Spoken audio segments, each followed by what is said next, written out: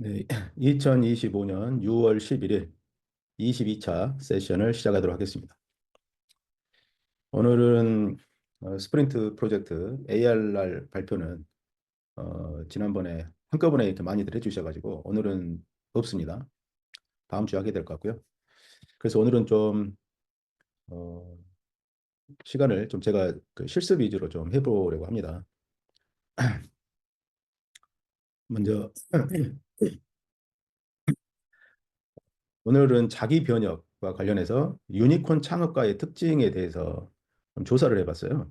유니콘 기업을 만든 사람들은 어떤 성향을 보이는지, 그리고 압축 성장에서 그때 이제 했던 구매 이후 핫버튼 이 실습 링크를 공유했었는데, 아, 지금 이 강의에서 이거 링크 바로바로 공유하는 게 쉽지가 않네요. 그래서 그때 했던 링크 다시 활용해서 한번 실습을 해보도록 하겠습니다. 우리 회사와 관련돼서 구매 이후 핫버튼 실습하고요. 그리고 오늘은 IPO 사례는 생략하고 IPO 전략에 대해서 코스닥 상장을 우리가 목표로 하지만 실제로 코스닥 상장이 그렇게 쉬운 게 아닙니다. 그리고 리스크도 존재해요. 코스닥 상장 준비 안 된 상태에서 시도했다가 오히려 회사가 위험에 빠지는 경우도 있어요. 그래서 그런 부분에 대해서 좀 알아보고, 그리고 KODC와 코넥스의 차이에 대해서도 좀 더 알아보고, 그래서 앞으로 어떻게 해 IPO 전략을 가져가야 될지도 한번 생각을 해보는 시간을 갖도록 하겠습니다. 네, 자기변혁적 리더십 형성, 압축 성장, 펀드레이징 리더십, 주식시장 상장, 협업 네트워킹. 네, 이 중에서 오늘은 이 자기변혁과 압축 성장, 주식시장 상장에 대해서 말씀드리겠습니다.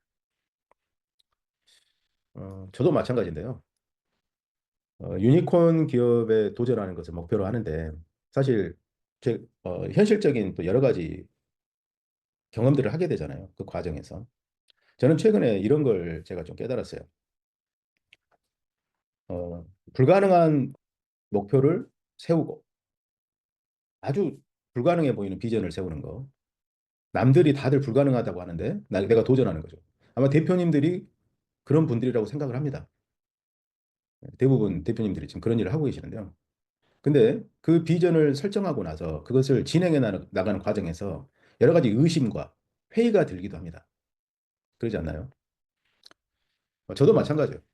유니콘 기업 1000개 만드는 일을 하겠다라는 목표를 세웠지만 하는 과정에서 시행착오도 겪게 되고, 그리고 그 과정에서 내가 갖고 있는 이 비전이 맞나 하는 생각이 들기도 해요. 그런데 이제 그래서 큰 비전을 세운 다음에 그게 이게 너무 허황된 거 아닌가 하는 생각이 들면 작은 목표를 세워보기도 합니다. 작은 목표를 세워서 바로바로 그걸 이룰 수 있는, 도전하면 이룰 수 있는 그런 목표를 세워서 또 해보기도 해요. 저도 그렇게 해보기도 했거든요. 근데 그 과정에서 이제 제가 느낀 것을 좀 말씀을 드리고 싶은데, 작은 목표를 세우고 이렇게 이제 거기에 맞춰서 도전을 하게 되면 재미가 없더라고요. 저 같은 경우는. 그냥 작은 목표를 가지고 하면 별로 흥이 안 나요. 그냥 일을 하는 느낌? 생존하기 위해서 일하는 느낌? 이런 느낌이 나고요. 또 하나는 뭘 느꼈냐면 작은 목표를 갖고 그 목표를 이루기 위해서 도전을 하면 경쟁자가 엄청 많더라고요. 경쟁자가 너무 많이 보이는 거예요. 내가 뭔가 하려고 하는데 이미 그것을 하고 있는 사람들이 너무 많은 거예요. 비슷하게 하고 있는 사람들이. 그러면서 뭔가 답을 찾기 어려운 이런 문제들도 느껴지더라고요. 근데 작은 목표를 갖고 하면 현실적으로는 단기적으로는 어떤 의미 있는 결과들은 나와요. 의미 있는 결과는 바로바로 나오기는 하는데 일이 재미가 없고, 그리고 경쟁자가 많고 내가 이걸 계속해서 뭔가 이룰 수 있을까 하는 그런 회의감이 들기도 하죠. 그런데 불가능한 미래를 아주 높은 목표를 설정하고 그것을 상상하고 하는 과정에서는 어떤 느낌이 드냐면 되게 기분이 좋아요. 그게 이루어졌을 때를 상상하면 되게 가슴 설레고 되게 기분이 좋습니다. 그 또 하나는 경쟁자가 다 사라져요. 큰 비전을 설정을 하잖아요. 그러면 새로운 방법을 생각하게 됩니다. 새로운 방법, 그걸 이룰 수 있는 아주 내가 과거에 하지 못했던 생각을 하게 되니까 그 방법을 하고 있는 사람들이 안 보여요. 그래서 나만의 차별화된 방법이 있게 되죠. 그 경쟁력도 생기고, 내 차별화된 경쟁력도 생기고, 그런 면에서는 되게 좋은 것 같아요.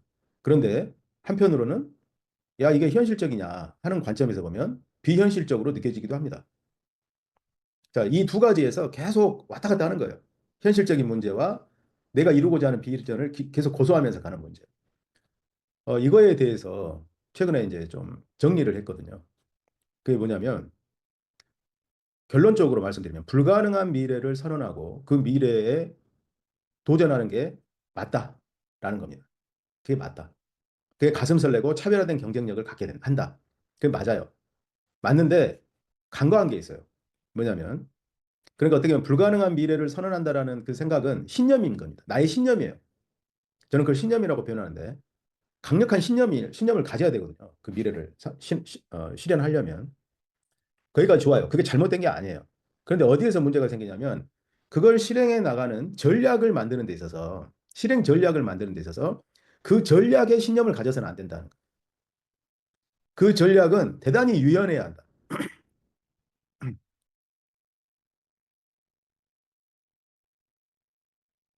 대단히 유연해야 한다. 왜냐하면 그것을 이룰 수 있는 방법은 정해져 있지 않거든요. 어떻게 보면 고객이 답을 가지고 있죠. 그래서 고객의 소리를 듣고 그 고객으로부터의 인사이트를 얻어서 거기에 그걸 충족할 수 있는 것을 만드는 게 전략이거든요. 그래서 유연해야 돼요. 내가 어떤 생각을 고수하고 그것을 계속 지속하면 다른 사람들이 하는 말들이 안 들어옵니다. 나한테. 접수가 안 되죠. 그러다 보면 어떤 문제가 생기냐면 시간과 돈을 낭비하게 됩니다. 그냥 내가 가지고 있는 생각이 맞다고 계속 고수하다 보면 어느 순간에 그게 안 되는 시점을 확인하게 되거든요. 그리고 나서 그때, 아, 이게 안 되는 거였구나.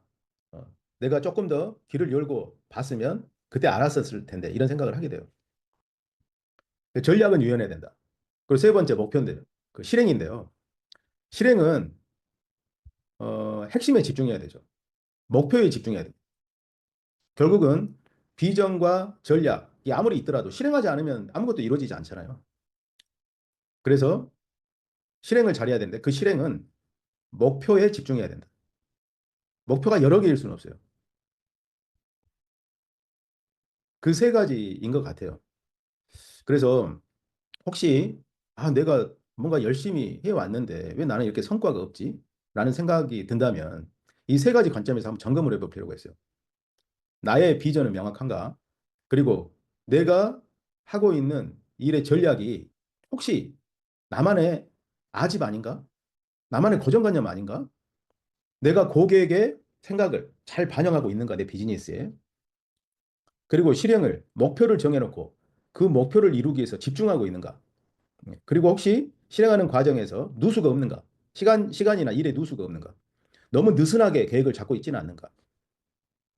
예전에 그 제가 스프린트 프로젝트 할 때 그래 그 말씀 드렸잖아요. 어떤 사람은 제품 하나를 검증하는데 1년 걸려요. 이 제품이 가능성이 있는지 없는지 검증하는데 어떤 사람은 일주일 만에 검증합니다. 그러면 50배 차이가 나겠죠. 1년이 50주니까. 그런 거예요. 실행을 누수 없이 목표를 정해놓고 주간 단위로 실행하고 피드백하고 개선하고 피보팅하고 계속 이렇게 하면 정말 짧은 기간에 답을 찾을 수 있겠죠. 그 세 가지인 것 같습니다.